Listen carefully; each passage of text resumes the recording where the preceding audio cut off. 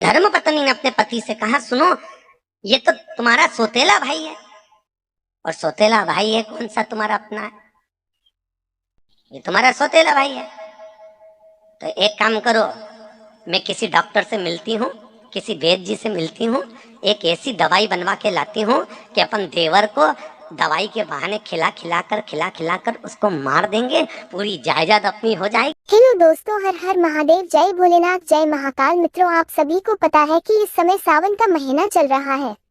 मित्रों, सावन में भोलेनाथ का पूजन और मनोवांछित फल प्राप्त करने के लिए कितने श्रद्धालु भोलेनाथ के नगरी कंधे पर कांवड़ लिए हुए दौड़ते हुए यात्रा कर रहे हैं। तो चलिए पंडित प्रदीप जी मिश्रा जी के कुछ उपाय और नियम को समझते हैं। मित्रों, जो भाई बहन भोलेनाथ से प्यार करते हो तो चैनल को सब्सक्राइब और कमेंट में हर हर महादेव लिखना ना भूले। हर हर महादेव, जय भोलेनाथ, जय महाकाल। फिर अपने को सोचना ही नहीं पड़ेगा। और कौन सा तुम्हारा अपना है, कौन सा अपना है? ठीक है, पत्नी ने वैद्य जी से मिलकर एक दवाई बनवाई, धीरे धीरे कर कर देवर को खिलाई, देवर मर गया। मरने के बाद में समय बीता, बहू के गर्भ से एक बेटे ने जन्म लिया, और बेटा जन्म लेने के बाद में देवर भी मर गया, बेटा बड़ा हो गया, बेटे की शादी हो गई, घर में बहू आ गई। बहू आने के बाद में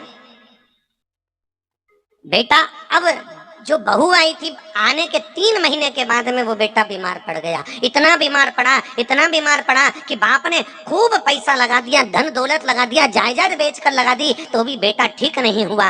अंत में हार गया, और बाप ने सोचा मैंने कौन सा पाप करा जो मेरा बेटा इतना बीमार पड़ा हुआ है, इतनी तकलीफ भोग रहा है, आखिर क्या बात है। और बाप रो रहा था। इतने में पिताजी पानी पीने के लिए बाहर जाने लगे, तो पलंग पर पड़ा हुआ बेटा बोला, भैया, ओ भैया। बाप ने कहा, बेटा तो बीमार रह रहे के तेरी बुद्धि काम करना बंद कर दी, मैं तेरा भाई नहीं, मैं तेरा बाप हूं। वो बीमार बेटा कहता है, भैया कौन बाप, तुम तो मेरे भाई हो।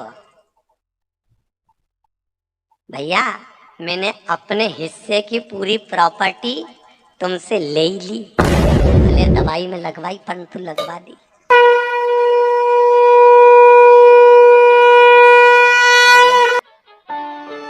तुमने मेरा हिस्सा खाया था, मैंने तुम्हारे घर में जन्म लेकर तुमसे अपनी प्रॉपर्टी वापस ले ली है।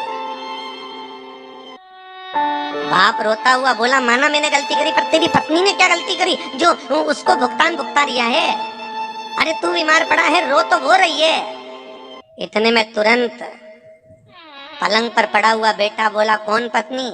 ये तो वही डॉक्टर है, वैद्य जी, जिसने मुझको औषधि दी थी मरने की। उसने मुझे तड़फा तड़फा कर मारा था, इसलिए मैं भी इसको तड़फा तड़फा कर मार रहा हूं।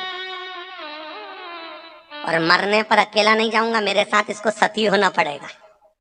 मैं भी जीते जी मरा था, ये भी जीते जी ही मरेगा। कर्म का भोग है, और कर्म का भोग भोगे बिना मनुष्य नहीं रह सकता महाराज। कई लोग कहते हैं उसने हमको गाली दे दी। गाली उसने नहीं दी है, पूर्व समय में तुम जो बककर आए थे, पूर्व समय में तुमने जो गाली दी थी। कोई कहती है मेरी सास बुरी मिली, कोई कहती है मुझे बहू बुरी मिली, कोई कहता है अरे तुमने सत्कर्म क्या करा। अगर पूर्व के समय में तुम पैदा होने के बाद में कोई सत्कर्म करे होते, तुमने किसी गौ माता को रोटी दी होती, किसी गौ माता की पीठ पर हाथ फेरा होता, किसी गौ माता की सेवा करी होती, तो वो गाय तुम्हारे घर में बहू बनकर आती और तुम्हारी सेवा करती। पर तुमने सेवा नहीं करी, तो सेवा का फल कहाँ से मिलेगा? कोई कहता है हमको ठोकर लग गई, कोई कहता हमको गाली दे दी। अरे गाली उसने नहीं दी है, तुम बककर आए होगे, इसलिए उसने गाली का प्रदान करा। जैसा करोगे वैसा, वरना पछताएगा। भगवान की आंखों से तो बच नहीं पाएगा, तो बच नहीं